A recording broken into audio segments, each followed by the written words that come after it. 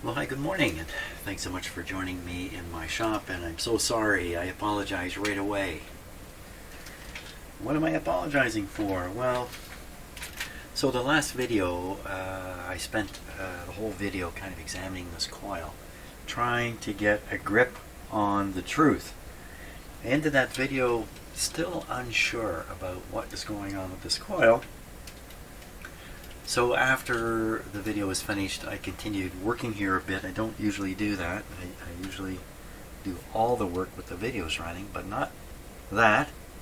Without dealing with the camera and stuff like that, it didn't take me too long to find a few things I couldn't find during the last video, which is what I'm kind of apologizing for. One is, where is the end of this primary coil? The end of it is right down here, just out of easy view, and it goes into the tube. So you think it would go in the tube and connect to this terminal. But no. It actually connects to this terminal up here. The wire inside the tube comes up the inside and connects to this terminal. Oh boy, that just blew my head off. Because I had just reasoned out, very simply, this coil has 3 connections. It needs 3 terminals. There they are. And this coil has only 2 connections, needs 2 terminals, and there's one, there's the other. But in fact, that's not it. That's not how they did it. They didn't do it like that. This primary coil is connected between this terminal back here and this one up here. And then this coil with its 3 connections, because it's center tapped, one end is here, the center tap is over here, and the bottom part of the coil is connected to this terminal. So, try as I may, yesterday I was never going to be able to figure it out because I had this wrong notion in my head. I started off with a paradigm, right? Coil's got 3 connections, there's 3 terminals, well that must be them. And down here, this guy, this must be them. No. Now, why would they do that? Why would they not do what seems to make sense and do this thing which doesn't make sense? And my answer is I don't know. I don't know what was in the heads of the designers. Is there a technical reason for doing this? For, in a sense, making sure the lead wires don't cross the coil they're from. That's what's been achieved here. The top lead wire from here moves up to this terminal. It doesn't cross the coil to reach this one. Is that what they're doing? I don't know. I don't know what they're doing. Or did they do this just because I went, you know what? Someday in the year 2023, some guy be looking at this coil and boy will he be confused. I don't know if that was their thinking back then. Okay, so I've done nothing more than make those observations and realize my mistakes. I have not pursued anything from there. I did not check for I haven't done anything. So we're going to carry on now with what I was originally doing, which was trying to check the continuity of these coils. And I was doing it wrong. And that's what really got the whole thing going, because I thought I found an open coil. Well, is it an open coil? Let's find out, because now I know where to test it. Now at least I really think I know what I'm doing. Really convinced. Okay, so to test this primary coil, I should read this terminal. The other thing is too, if you look at this terminal closely, you can see the light, thin wire from down here. And you have to look at it closely because it doesn't look to be properly soldered. So, okay, so how's the meter? Meter goes to 0. Here we go. And there you have it. 46 ohms. That's the primary. Now if we want to read no,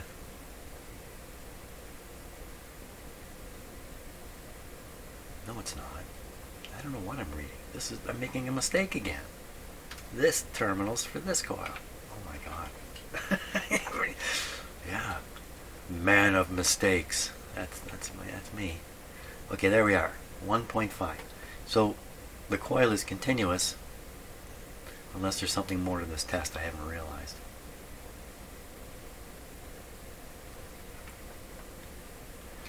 So if we want to test this coil, then we would go from here. This would be the entirety of the secondary coil. Whoops. A virtual zero reading. A virtual, you get a zero on the meter. This is a pretty heavy wire here, so. Okay. I don't think there's a problem with this coil. I think the problem was entirely within my own brain wiring, not within the wiring of the radio. Well, that's a little bit unfortunate, because if it was open, I'd know what the problem is with the radio. As it stands now, I don't.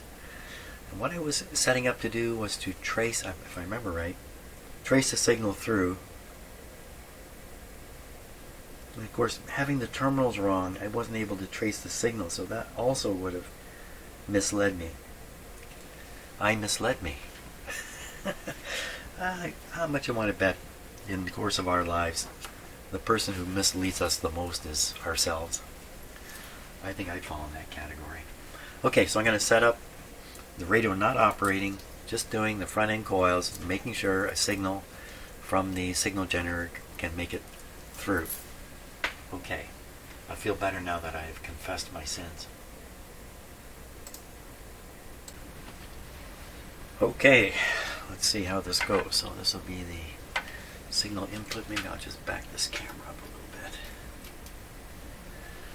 From the signal generator, we're trying this at 9.6 megahertz. So we should be on the middle band. Now, signal's going in here. We want to take a look at it right from the start. We got it on the scope. See what it looks like.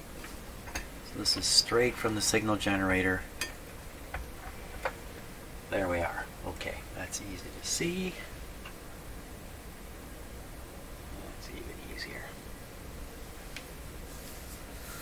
Okay, so the sine wave down here, the modulation part is coming from the modulation of the signal generator, but I'm just going to flip it for a moment just to be sure.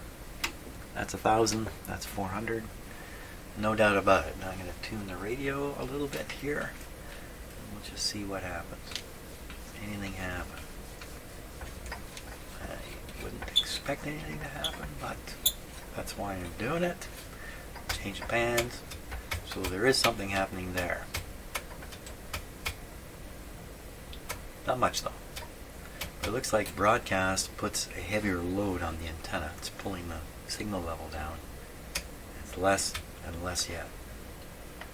I don't think that's of any consequence. Now we're going to go from there. Boy, I really came up with a heck of a story yesterday trying to explain my observations. And you know what? That's eye-opening to me. You know, I realized some time ago I'm a fallible human being, just like you and everybody. So I'm pretty comfortable with making mistakes, but I do like to look back at kind of how did I come to think such a thing. And, you know, it's from gaining a belief and then looking for proof of the belief. I mean, just like anybody. That's what we do as human beings. So you tend to look for things that'll so there we are. That's the other end of this wire. This is part of the story I told. Look at that wire pulled tight. They would never do that. Well, maybe the manufacturer did do this. Maybe that is exactly what he wanted. So there we are. So that's the input side of the coil. I now know where the output side is. It's down here. Okay. You can see the signal has been affected a little bit. This coil, there's no slug, there's nothing in it, there's nothing to tune.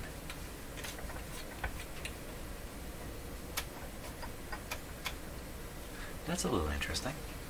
So this is broadcast. That's what happens when I flip to... Oh, that's because I think when you... Wait a minute now. Where am I?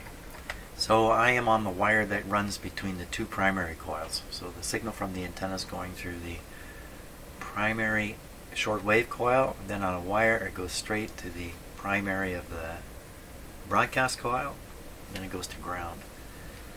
When you have this thing in broadcast, which I do, the signal's allowed through. When you flip it to through to the broadcast coil, when you flip it on to short wave, a ground is applied, but not ground is applied. Depends which band you're on. There's just nothing on that. Huh. Doesn't that seem a little strange? So a ground is supposed to be applied. Well, this guy's right there on the screen. Duh. So what I'm doing is I'm reading both sides of this coil right now. Is that right? Is that what I'm doing? No, I've got the scope grounded to the chassis, and I've got the other lead on the output side of the primary, so it's here.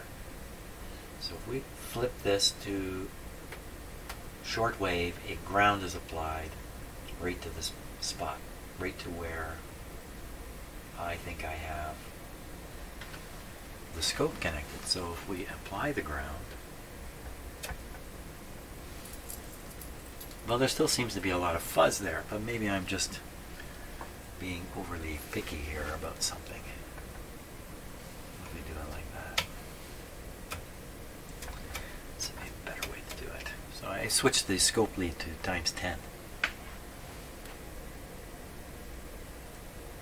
Well, that's a little odd. I'm just going between the times 10 and the times 1 on the scope.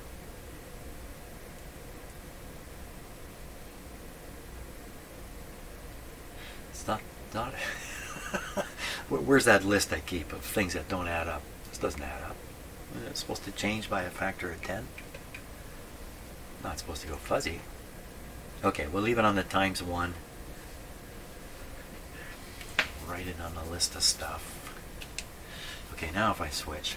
Now that looks like a ground going on, doesn't it? That's what we would expect. But on the input side, of course, we should just continue to see the signal. Okay. There's definitely some little funny, what's that in the middle of it there? It looks like a bright, overly bright. Let me just turn it down a little bit, you can see what I see. Well, it's hard to see, but there's a funny, there's a funny in there. Okay, let's turn it back up a little bit. There's a funny in that thing. Okay, I've tuned the radio now. Again, shouldn't do anything. But what if I put it on? Okay, over here. And we want to look at what is getting to the secondary side. So we want to look at the output side of the secondary coil. So the output side, so this is the input side, and then we have the center tap, and then we have the output down here. So we're going to go on right on the output side of things. Now I think in one band there's nothing here, but let's just start there.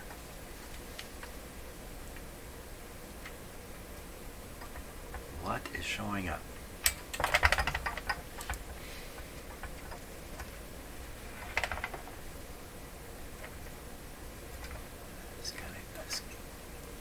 Clip just isn't really suited for this.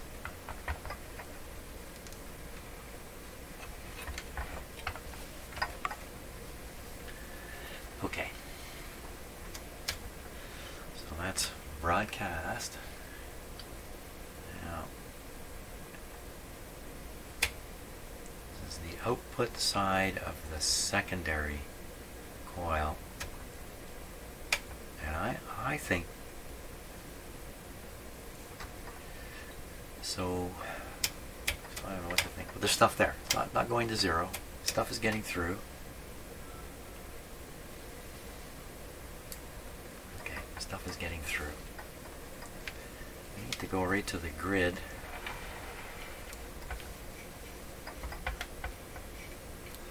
This is the grid here. This is the grid of the tube. So this is broadcast. Nothing getting through. Coming right to the tube. let's go back and compare the input signal strength. So, and let me tune first, because this may have an effect now. I'm on the correct band. Doesn't seem to have any effect. I'd have to look and see what I'm doing. I don't know what I'm doing. Same on the other side of that capacitor. Going back to the actual input, so that's what's coming in right on the antenna, and this is what makes it to the grid. It's just a passive circuits here. How could you get a signal to be greater at this point? Could you ever get a signal to be greater, show up greater on the scope? Or is the reduction here from the antenna just normal? Probably normal. I'm on the wrong short wave band, just doing things to see what happens. Nothing much happening.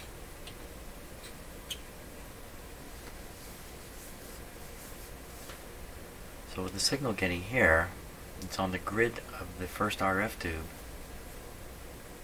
Why in heaven's name wouldn't it come out of the speaker?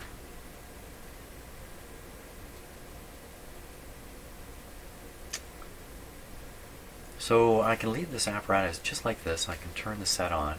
It should make no difference, but that's why I do these things, to find out the truth. To force the truth up in front of my face where I can no longer ignore it. In my grade 7 and 8 class, so when I was in grade 7 and 8, we went into rotation, so we had 6 classrooms we rotated through. Same teachers for grade 7 and grade 8. Not that it matters. But anyway, in the same classroom for 2 years, when I went into my literature class, there was a sign, an 8.5 by 11 sign. And just sitting up against the chalkboard, nobody ever commented on it. The teacher never pointed to it. It just sat there for 2 years. And it said, the truth is still the truth, even if it hurts. And I read that stupid sign every day for 2 years of schooling. And I bought into it. I bought into it. So, yeah, some people are afraid to say the truth because they don't want to hurt people. But ultimately, that hurts people, not telling the truth. That ultimately, remember, the truth will set you free. It's very, very true. Here's another line. Here's something I'm going to share with you, okay? If you want to manipulate somebody, which means you want to do something, say something to them to get them to act in a manner they wouldn't normally act in. Maybe if they knew the whole story. The way you do that, well, you can't do it with the truth. You cannot manipulate people with the truth. So if you're into manipulating people, which is conning them, tricking them, manipulating them, if you're into that, you must use lies to do it. You must. You can't let the truth get in the way, because it will. So think about that for a little bit. Okay, that's enough thinking about that. Now, let us try to stick with the truth here. I will turn on... That's already on. I got to turn this guy on. Hey, I'm in a funny mood this morning. You ready? Everything looks safe. Hunky dory. Do not have... Maybe I should click this on. And I don't remember offhand where it was clipped, so I'm going to forget about that. That's the lead to read the AVC voltage, but we won't worry about that just now. The question is what comes up on the scope. Now, I don't expect this to change. If it changes, then it's automatically coffee time. A little more power. Today we're going to operate... Ooh, look at that. It did change. Oh my gosh, what's happening? It is not supposed to happen. That was not supposed to happen.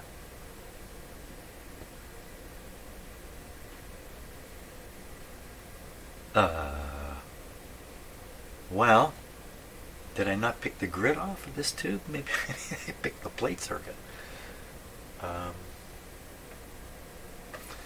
scope is set to AC input on this, so if there's a big DC there, we won't see it. Well, okay. And the first question that comes to mind is, what am I doing wrong? I am looking all around for the schematic, and there it is on the screen, for crying out loud. Okay, trying to remain calm, cool, and collected. I think the oscilloscope is connected to the grid connection here. Now I have it connected on this side. Where exactly do I have it connected? I have it connected. If we follow the grid, there should be a capacitor and then to the switch. And I am connected in a resistor, a big resistor. Oh, this one here, 1 meg. Big resistor, and then there should be another connection.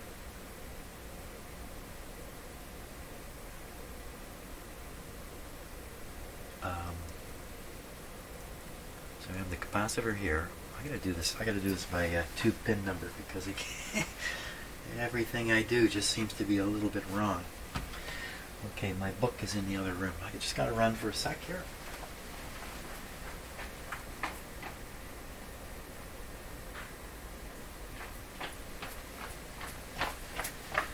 Running and getting this book has reminded me of something. So a few videos ago I discovered that the B plus on this tube was low. That's the tube whose B plus is controlled by the bypass resistor I put in. The surprising thing about it is it didn't seem to retard the radio's operation very much. The B plus was way down, like 25 volts or something, when it should be 200 volts. Well, how can this be? So in reading the so valuable RCA receiving tube manual, any tube manual, very valuable because in the front part they have a lot of write-ups and they explain a lot of stuff about tubes, trying to encourage engineers to use their latest tubes. But a lot of very good information written in these books. In there it says, if you have a tube with a screen, and the 6SK7 has a screen, then the screen will control the tube current or the plate current more than the plate voltage will. So once the screen is set up, and in this radio the screen's running around 100 volts I think, you can vary the plate voltage up and down and it won't make much difference to the current going through the tube. I was very surprised about that, and that's probably why I was reading 6 or 7 milliamps running through this tube previously when I had a meter set up and I was sizing the resistor. And then and we'll have to do this properly. And then I changed the size of the resistor. It didn't change much to do with the operation of the tube, although the plate voltage went from 20 something up to 200 something. I thought, wow, that should make a big difference. In fact, when I saw it at 25, I thought, how can this radio even operate? Because the screen becomes the plate, and we have to look at the circuit to really dig into that, but that's a story there. The screen makes the cathode insensitive to the plate voltage. You can't see it. The screen's in the way. That's why they call it a screen. It's screening things. Okay, back to what I'm doing. Yeah, I'm in a funny mode today, aren't I? So how did this happen? How did we get this great big thing here when I think I'm on the grid? Right, that's why I got this book out. Oh my, 6SK7. 6SK7. Okay, so I am hooked up here to pin number 1, 2, 3, 4. Pin number 4. And we look in the book. SK. Pin number 4 is grid number 1.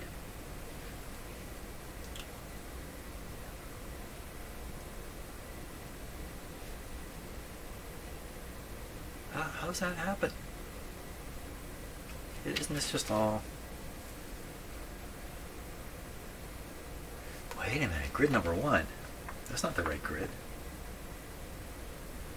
Yes, it is. Yes, it is. Yes, it is. This is not the... I started thinking this was the mixer tube. Grid number 1. What are you doing? How does that happen? How does that happen? Plus, this is kind of weird too. If I look at the circuit here, from the grid, there should be you should find a resistor and a capacitor coming off that grid connection. Okay, right, and they're in can't quite say parallel, but they're not in series.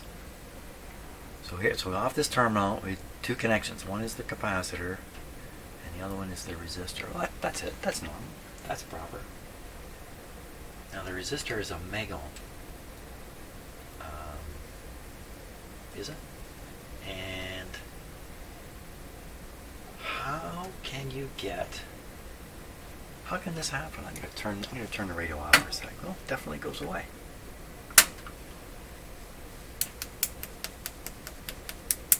Is that an oscillation of some sort? No, it's got to be coming from the signal generator.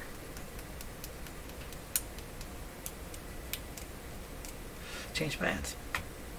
Okay, that's broadcast. Wow, I am really not getting something here. Something is really not adding up. How can this possibly be? Let me disconnect the antenna connection. Oh, it's even bigger. It's even bigger now. Okay, what is this weird thing? Let me turn down my scope. What do we got going here? I have no connection now.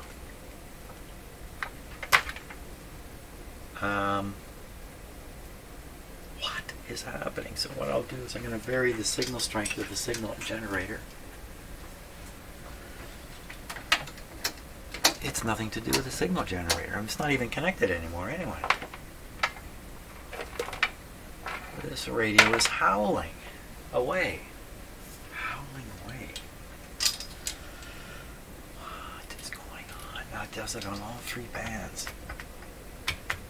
So that's the local oscillator, is it?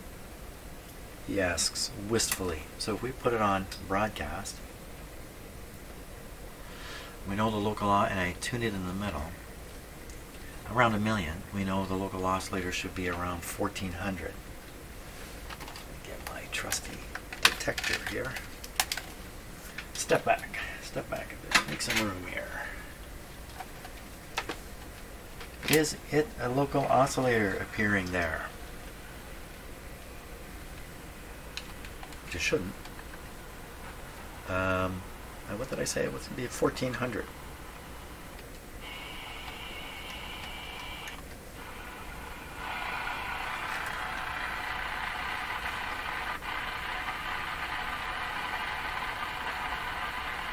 Now, don't be fooled. There's a real local oscillator in here.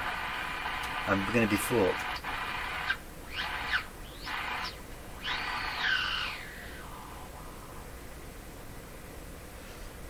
So that's probably the local oscillator, regardless of what the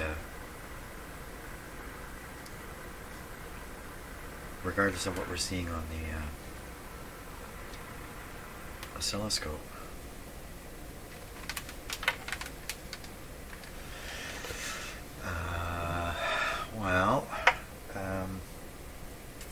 You could try to determine the frequency appearing on the oscilloscope. You can tune the radio a little bit and see if it varies. Oh yeah, look at that. The local oscillator is getting there.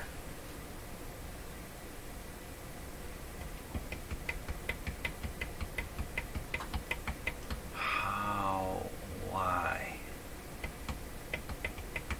Surely to goodness, the local oscillator should not appear on the grid of the front end tube. Let me short the, just use a clip loop, which is not exactly a short. Let me short the antenna here. This is a ground.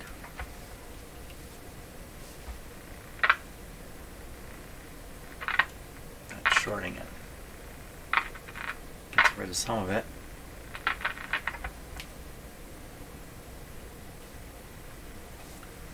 And if I short this grid to ground, I'm pretty reassured it's a grid. Let me use my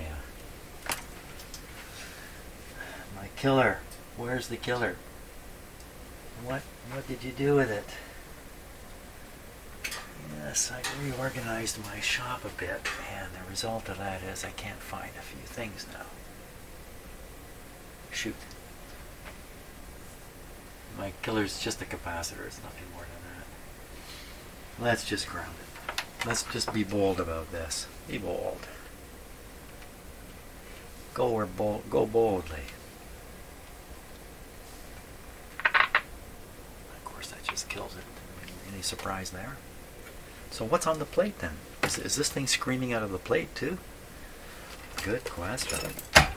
Is it coming? Is this tube amplifying this? Because it's quite a good signal on the grid to begin with. Let me find out. 6SK7. It could be just chasing more smoke here, by the way. It might turn out this is totally normal operation, and I'm just out to lunch again. So plate on 8. Plate on 8. So we'll go look at plate on number 8. Number 8 would be way over here. Yeah, number 8 has this resistor with the coil. Okay, oh, it's a big whopping signal there.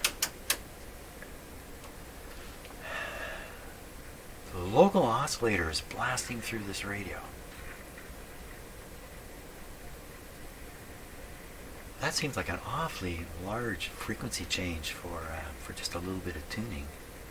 I'm only moving the pointer a short distance. Doesn't that seem like a huge change of frequency there?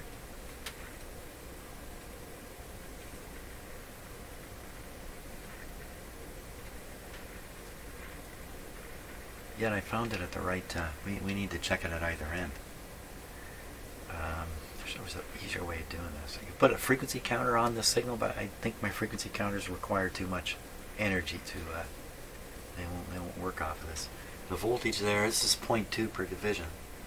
2, 4, 6, 8, 10. So it's about 1 volt peak to peak. That should be enough. But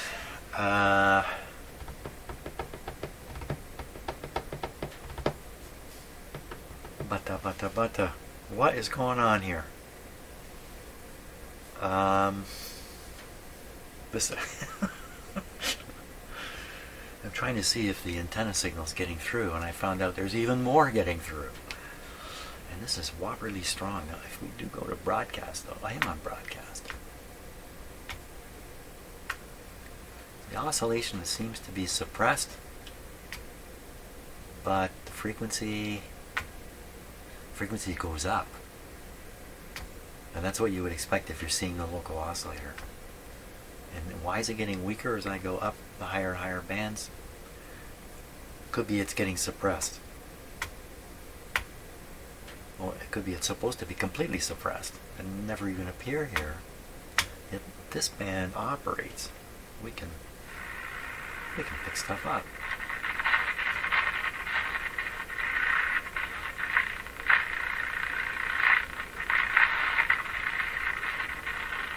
There's no antenna on the radio right now.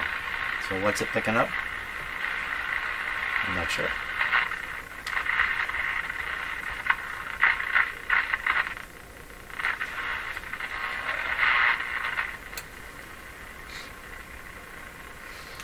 Notice as I vary this up and down, there's a DC component that's varying also. I was going to say that could be the AVC, but not on this side, not on the plate side. What's happening here? This is the radio that just keeps on giving. I came in here. Oh, I've got this all straightened out. I came in here this morning. Oh yeah, I'm gangbusters. I'll just get through this quick. We'll find out why the shortwave's not working, and bingo. Now I got another mystery on my hands. Let me just turn the radio down here. Well, how do you get the local oscillator to appear on this grid? So if we look at the local oscillator, it's based on these coils against maybe a trimming capacitor, or don't really know for sure what that guy's doing there. This is the tuning capacitor and its trimmer.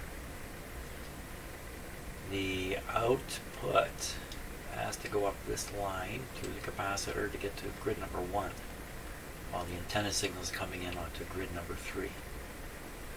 So grid number 1, this should contain, normally local oscillators are strong signals, so we have a strong signal going through here.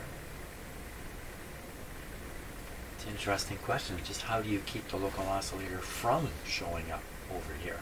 That's an interesting question.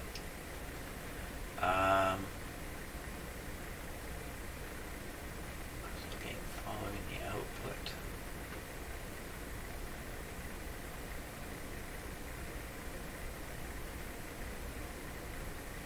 How can this happen? Well, would there be something wrong? Look at it this way. Would there be something wrong in this end of the deal? Something wrong here? Some kind of suppressive capacitor that's supposed to block things from going the wrong place. I don't see any such part really in here. So the local oscillator is always kind of within the range of the signal you're tuning. So the front end tuning could actually support the introduction of the local oscillator right into the front of the radio. Maybe it's a common thing and I don't realize it. That the local oscillator is blasting out a signal, and it's being picked up by the antenna and coming through the radio itself. Now, if the tuning here is sharp enough, then it's going to be suppressed, especially on the lower bands, like the broadcast band. But on the high bands, like the 19-meter shortwave band, the local oscillator is very close to the received frequency. It's just going to come through whatever's here, as if it's not here. That's not quite what we saw, though, right? Let me just check again. So the thing is, the signal is smaller. It's really, you can't see it right now, but it actually disappears when you put it on 19 meters. Might just be it's very, very low. No, it's not. There's a difference here. Oh, I went the wrong way. Yeah, there's something there. I don't know what's going on. Okay, don't know what's going on. That's for sure. Wow, this is a weird problem. So what is going on in here that would help with keeping the local oscillator away?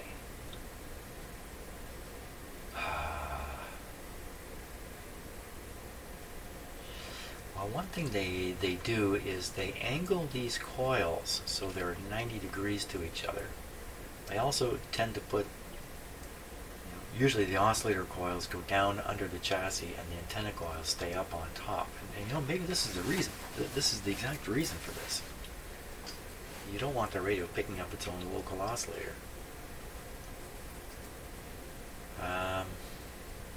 The ratio of the oscillator signal pickup and the signal pickup is not very favorable. The oscillator is really coming through strong. So, wiring error, boy, I haven't done well with those on this radio. There's been one serious wiring error, and then the next one I thought was an error, wasn't. Yet, I did notice that antenna wire, it looks like it's not properly soldered. That's this wire here, right here. Very poorly soldered. Looks like it's been disconnected and reconnected. And that's when I thought it had been relocated, but it hasn't. I'm lost here. I don't know what to think of this. Is this really a problem? Makes it hard to put another signal into the antenna and see it on the grid when this whopper is sitting there. Why the big variation as so I'm feeding over 9 megahertz. I gotta think about that. Feeding over 9 megahertz. It seems to be suppressed on the higher band. Let's go back to look at what's going on here. Okay, what's going on here? So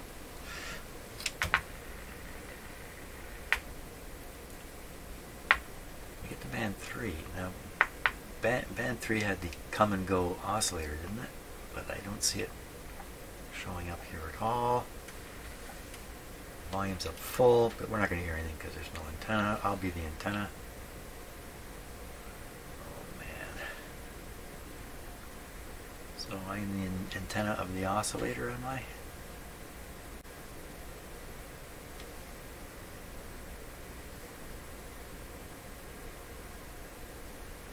Notice you don't hear a thing.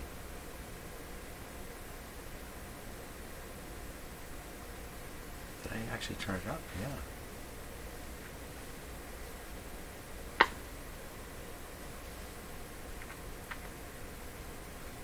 Antenna. It's really causing the scope, it's 0.2 volts per division, and you can see there's a DC thing happening here. I'm still looking at the plate of the output tube. Why would the DC be jumping up and down like that? So it might just be a small variation. I've got the scope set to 0.2, so maybe it's just a small variation in the plate voltage. Let's look at that. Okay, we're on DC and it disappeared. Where's my beam finder? So I'm touching the antenna. I can see the B plus is coming down. What the heck? What the heck? Let me change this to, I think I'm still on the times 1. Let's go on the, I don't know which one's which now.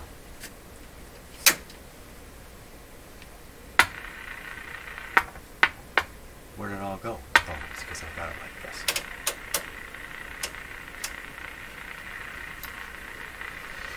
Hey, what's happening? We'll go back to the grid side of things here.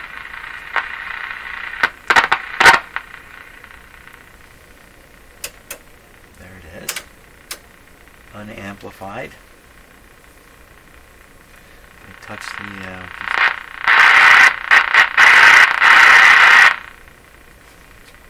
on the broadcast band.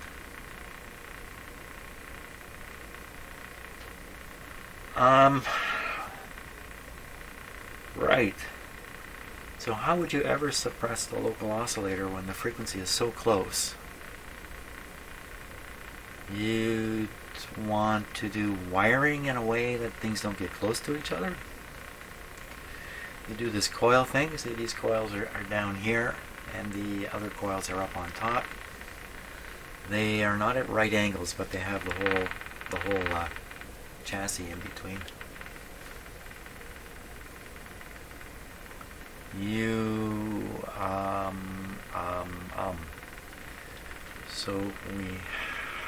So the tube that gets the local oscillator shot at it is this tube here. So the local oscillator output is coming over to this tube. You make a wiring error with the wiring of that tube. And the result is the local oscillator is being accidentally fired over to the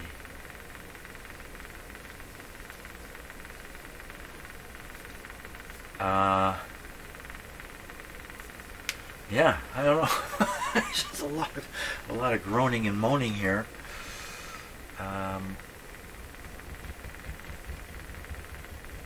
Right. I gotta verify a few things. I'm gonna stop the video and just spend a little bit of time verifying some of the component changes that have been made here, and see if I booped it up.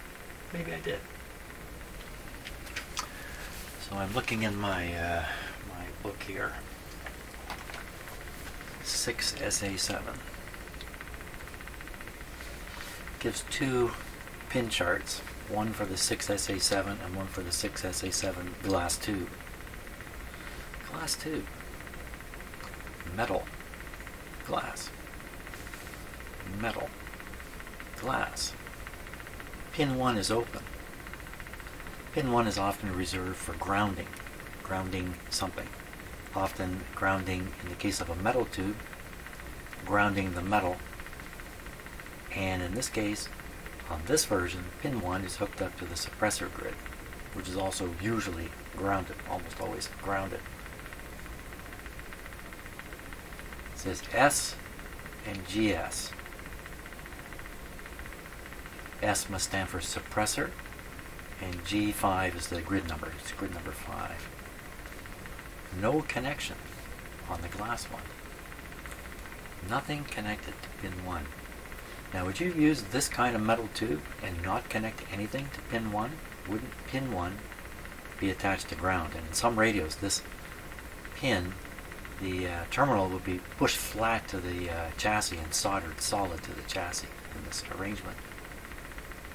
But when I look in this radio, for that tube, that's the tube, and when I look at pin number 1, pin number 1 is not connected to anything and never has been. Pin 1 is not connected. This radio was built with glass tubes in it.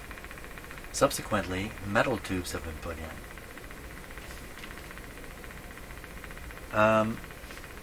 But they failed to connect the ground when making the tube swap. What's going on with the shield of that tube, the metal can of that tube? A little bit of a lead problem here. Gonna fall off? Nope. How about this one?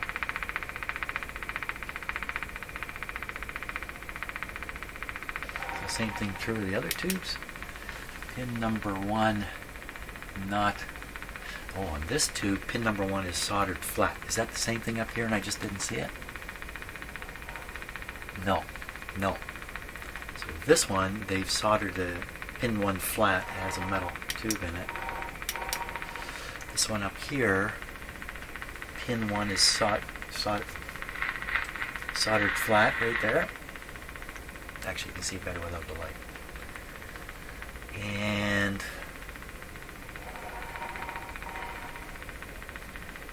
go to this third one here. I'm not sure if it, yeah, it's also, I already did that, soldered. This one over here, pin 1 is soldered right to the chassis.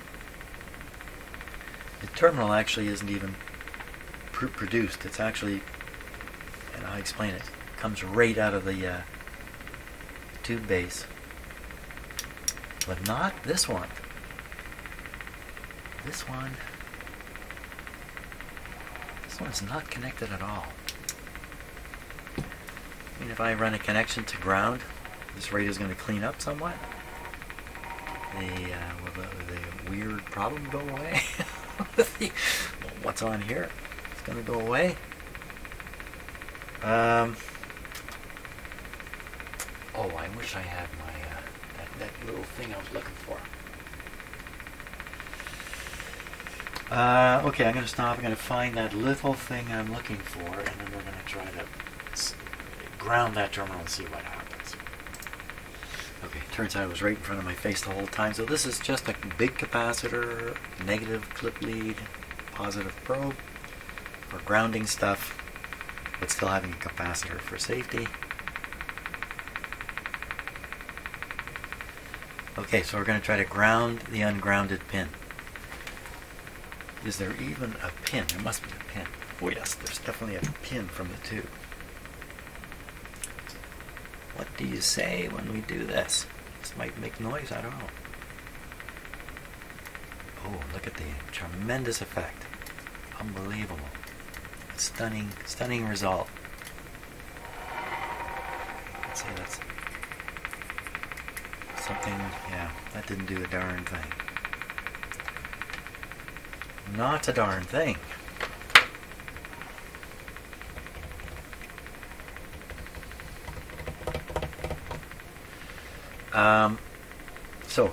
Yeah, getting back to doing the circuit tracing I was doing. Well, I'll just leave the camera on for a moment here. So this is pin number 8. Pin number 8 is the plate. It has this 33K resistor to ground on it. And when I look at the plate circuit here, well, what? There's no such thing on it. Am I looking at the right tube? So this is the area the last guy fooled around with. I fooled around with it too. That's my capacitor there, and my big one there, and my green one here. That's me. All this schmozzle is him. Now have I got this right? Maybe I don't. I'm probably getting the tubes mixed up. So let's check the plate. Or what is pin number 8 is really the question. 6SA7. 6SA7. What is pin 8? Pin 8 is grid 3.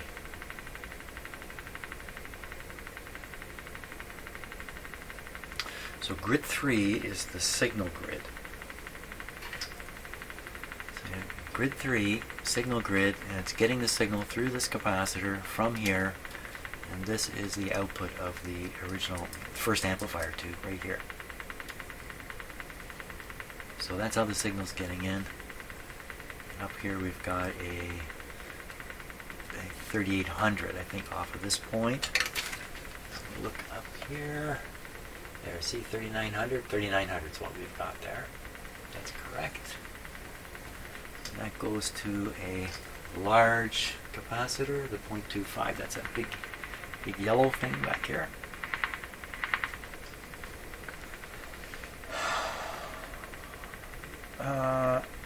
Yeah, I'm not getting anywhere.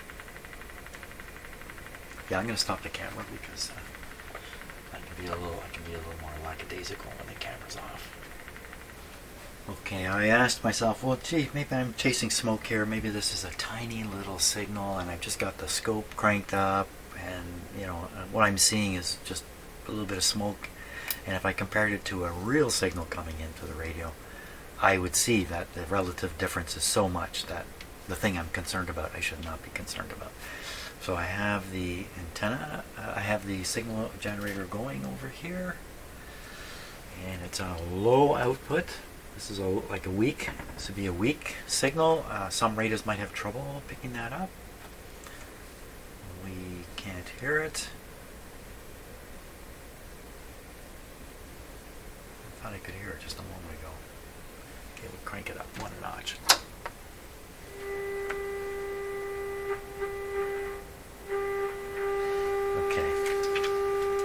So you might look at the scope and go, oh, well, that's what we're listening to. We're listening to that signal. I don't think so. Okay, this doesn't actually prove anything. We still don't know if it's that signal. I will dial away the signal generator, but it's still there. No, this is not a valid way to do this. I will kill the signal generator output level. And up, and up. So what this is telling me is this smoky signal is actually higher than the signal generator signal I'm ramming into the radio.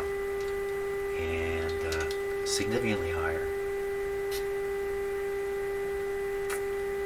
What kind of problems would this cause? Wow, I don't know. I don't even know if it would. I mean, the broadcast band seems to work, even with this there. Maybe this is a problem with many radios, and it's really not a problem. It's just I've never ever really looked for it. Going back to the schematic now. So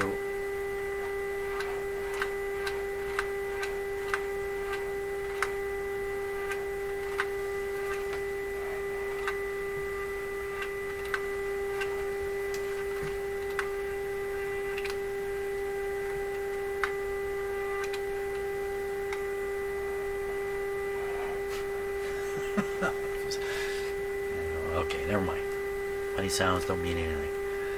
So here we are on pin number 8. Signal coming in, meeting up with grid 3, and then there's a 33K to ground. When we look at the diagram, this is on past here, so it's got 47, but there's a 33 there, but there's a 33 here.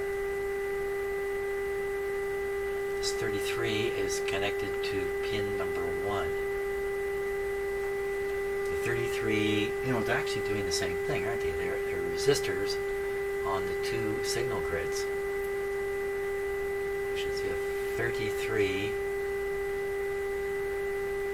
So the 33 that's in there is not positioned here, it's here. And where's the 47? And what happened to this one? So let's follow grid 1 and find this capacitor and then see this resistor. So grid number 1, I've closed my book again. 6SA7. We're looking for grid 1. Grid 1 is on pin 5. Right, and so pin 5, we should have the local oscillator on it. So we count these, 1, 2, 3, 4, 5. This is the local oscillator. So that could be the 33. And here's the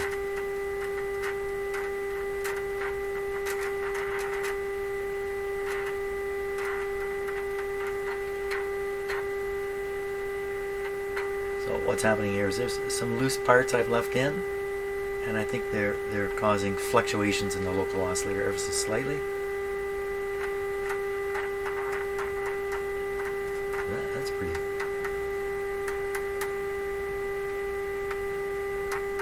Everything is so sensitive.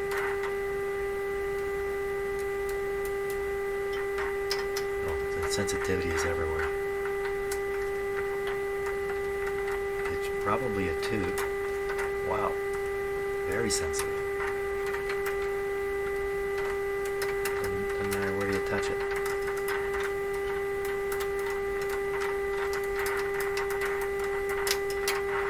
Not sure how this is going to help, but it's fun to do.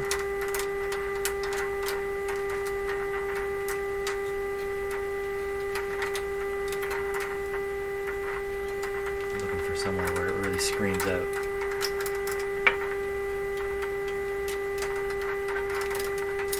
Hear it everywhere.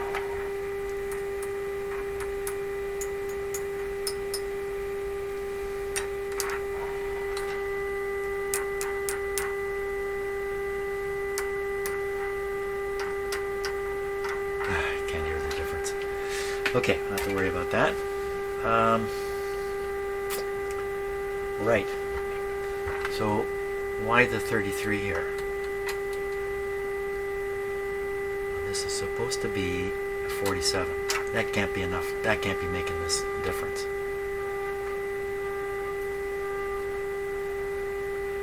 That sound variation you're hearing, I have been curious about a few times. In this case, it's this piece of wire rubbing up on the speaker cone slightly. And then I move the radio, the contact changes. Now, you never know what it is you're hearing. At least I don't. Wow, I'm not getting anywhere here. I'm just totally flabbergasted by this thing. It's,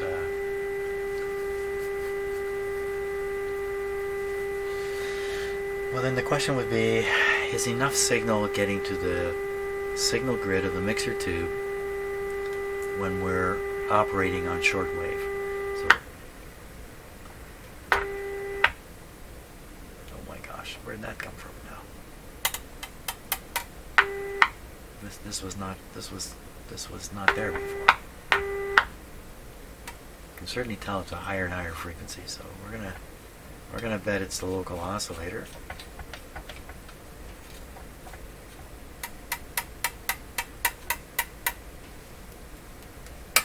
Maybe I'm just learning a hard lesson here that this is how all these radios are. I just never ever noticed it.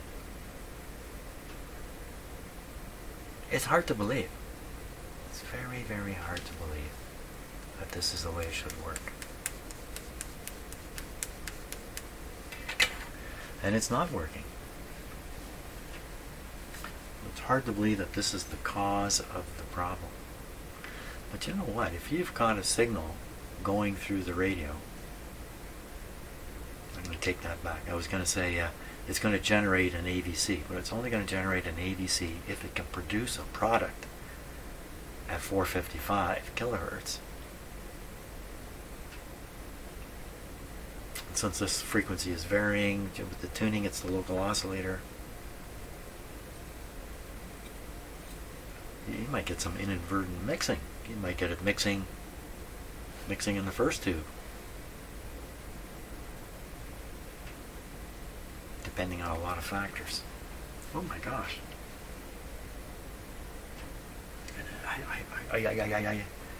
So again, I don't see how this is the cause of the weakness, though.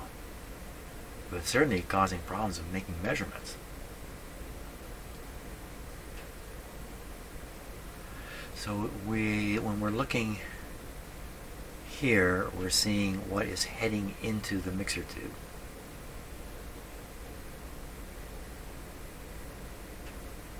How big is the signal comparatively on the grid of on grid number 1, which is the oscillator grid?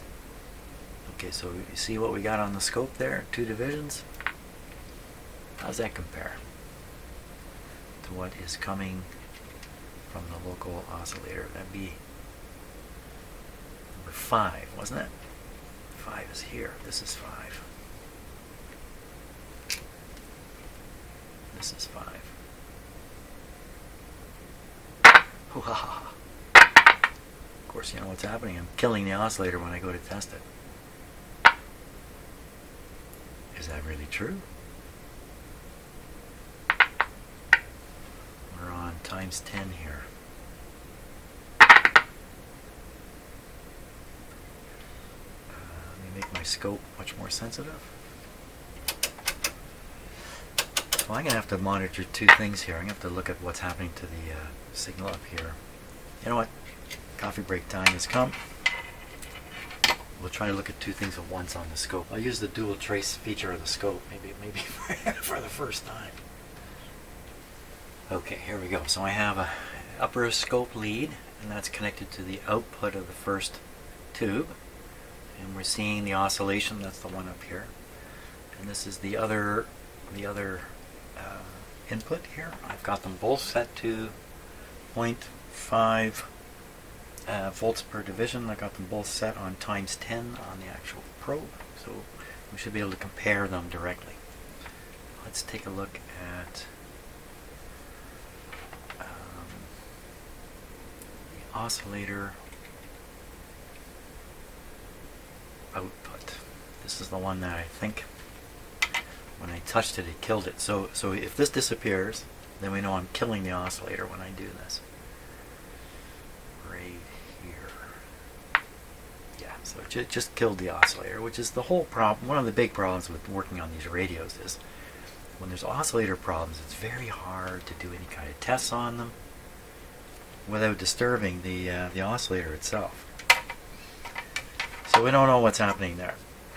What I mean by that is we cannot compare the strength of the oscillator here with the result coming out of the tube there.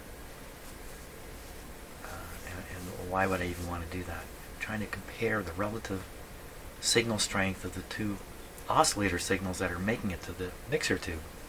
One on grid 1 from the oscillator and the other one on grid 3 coming through the antenna system.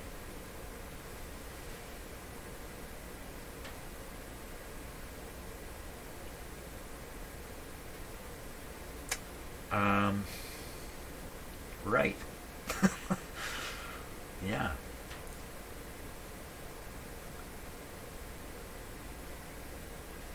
I don't know what to think of it. Now, still, the thing works on broadcast in this condition. Very low volume now. For what reason exactly? Could be this connection. Could be this ground. Let's take the ground off.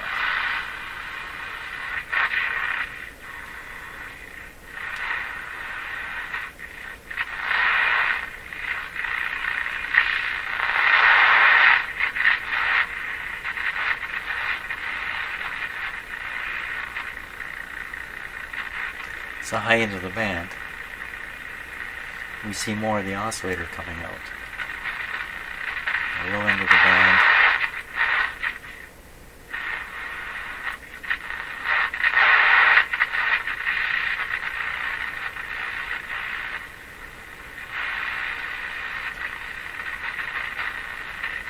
And then we want to see the antenna signal. It should be in here too. What's coming in on the antenna? What is coming in on the antenna? You know what? This isn't even an antenna. This is a signal generator.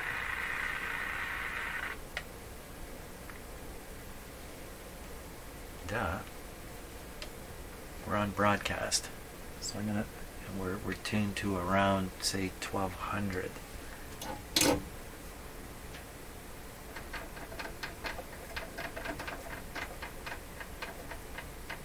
Somewhere around here.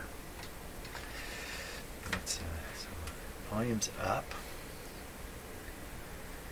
Feed in a stronger signal here. Didn't hear it, didn't see it.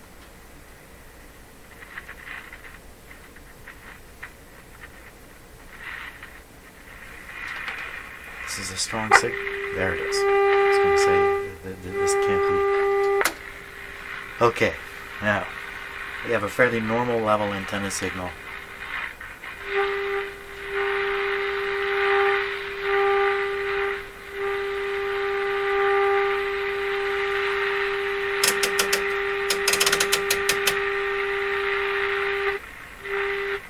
This is very high frequency here.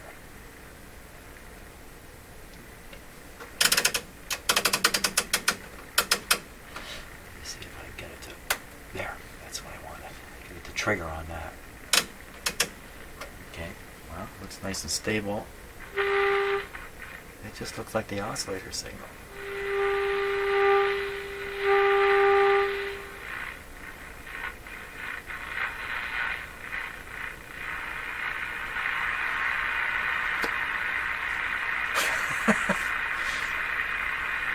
So this tells me there's way more oscillator signal at this test point than there is antenna signal. You can't even see the antenna signal, but still we can hear it with full volume.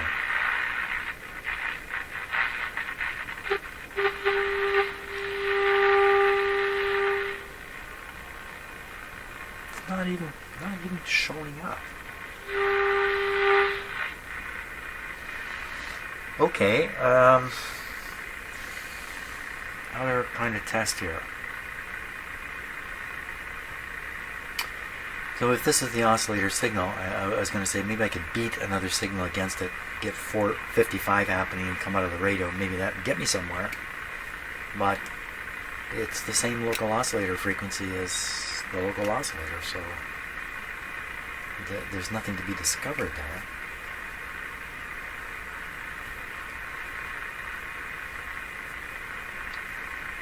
What the heck is happening? So let me vary the oscillator frequency here. If I just get some piece of metal and stick it near this coil, or stick it in this coil, just do something with it.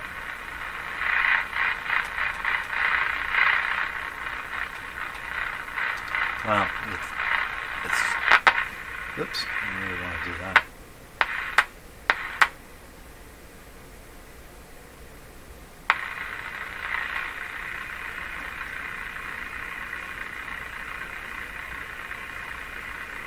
We can hear it now. You can hear the radio, atmospheric noise.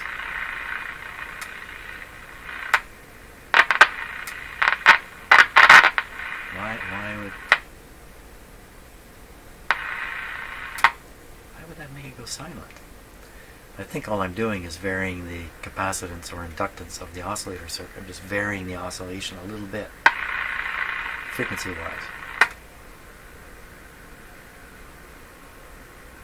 You can still see the oscillation there. So how come the radio's not doing its thing?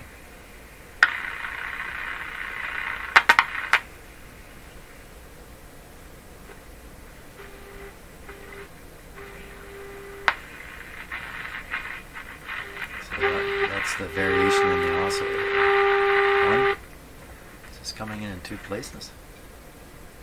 It's pretty interesting. I tune the radio way down the other end and that signal just disappears.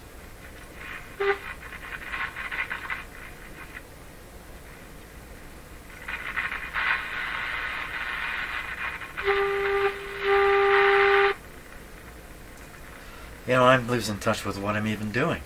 I don't even know what I'm doing at this point.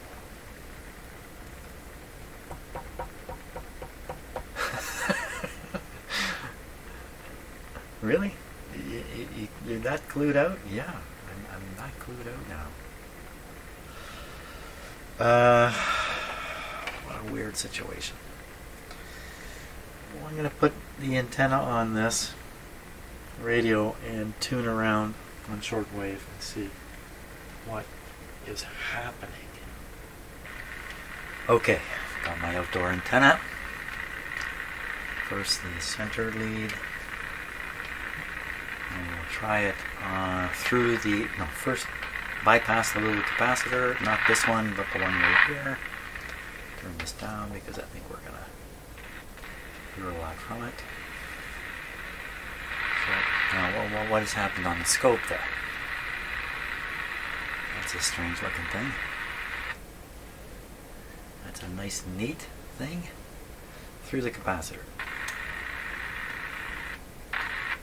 Makes no difference. Let's go on here. Ground. Ooh, ooh. So what's happening is the oscilloscope was losing its trigger point. So it was, yeah, not triggering briefly. That's what that was. Okay, well, we're on the outdoor antenna. We turn the volume up. Tune around. See if we can find that station that we hear all the time.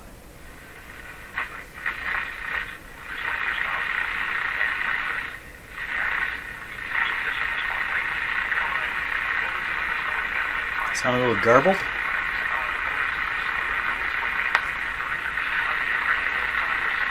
Volume's full blast, but if I take this off,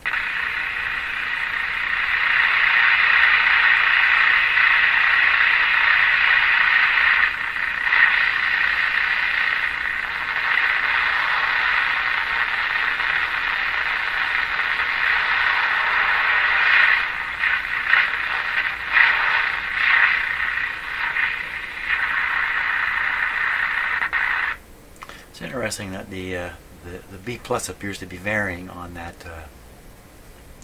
on this tube as we tune stuff.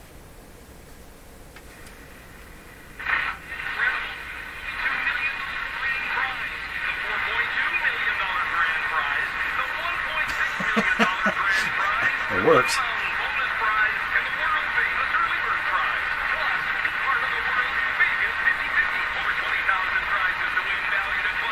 Was full volume, but I have the ground on. So let's go for a shortwave band, 9 megahertz. What do we hear? You don't hear a thing. What was that? So what's happening there is the scope. It's a scope triggering thing again. That blanking out there. I'm pretty sure. Tuned to the lower frequency end of the band, and this effect gets reduced.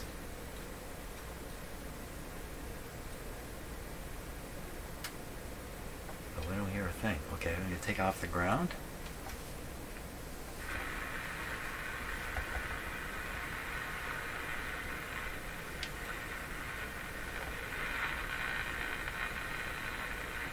Nobody talking to us? No, nothing.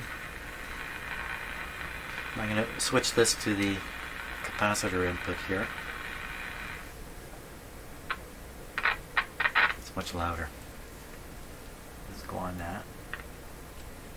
It was louder. What happened to it?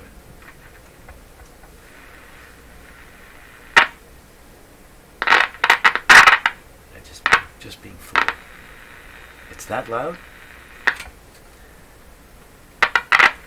Same. Don't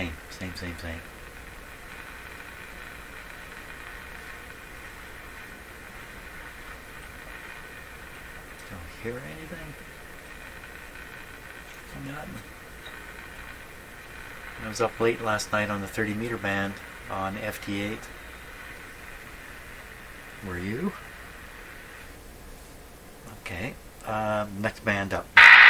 Down, up. 15 megahertz. It's just nothing there. Oh, you poor radio. What are you doing to me? So the situation here in my shop is I have the next two projects ready to come in here. So I think I'm going to set this one aside, unfortunately, and I have to get back to it. It's going to probably be a while I work my way through two other projects, which hopefully aren't as hairy as this thing.